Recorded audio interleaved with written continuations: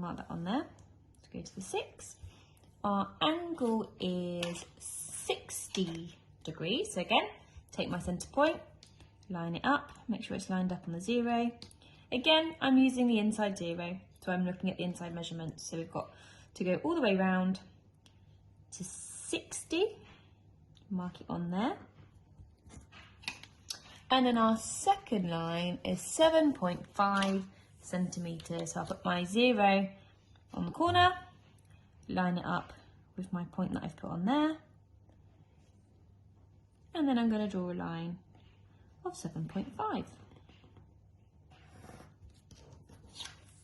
Okay, so we've got 6 centimetres, we've got 7.5 centimetres and 60 degrees. Okay, so number 2 says draw the quadrilateral accurately, then measure the missing lengths. Okay, we know that the top side is 10 centimetres and the side to the right is 8 centimetres. So we're going to start with those first.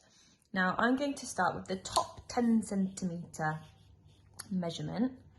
Okay, and I'm going to take my ruler, I'm going to mark 10 centimetres. Okay, now I know here there's a right angle. So I'm going to take my protractor, I'm going to line my protractor up to this side. I'm going to mark 90 degrees.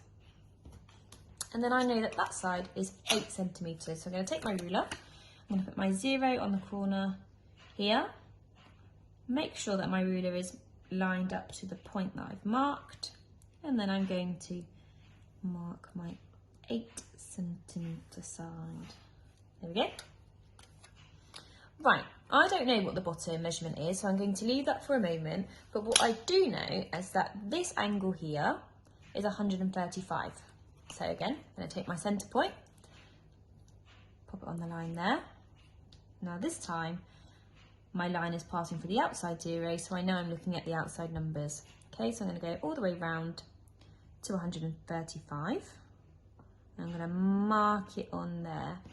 Okay, now this stage, doesn't matter how long this line is because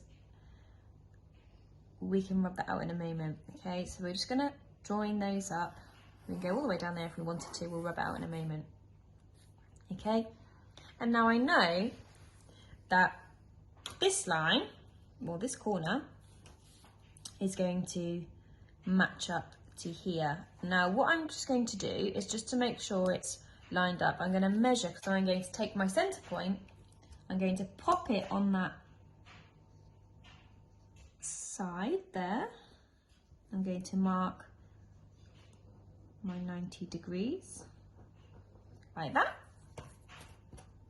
Okay, and then I'm just going to join those up. So as long as my ruler is in line here and with the points that I've marked,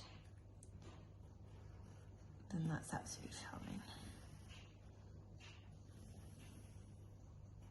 Okay, and then what we'll do is we'll just rub out this extra bit of line that we don't need.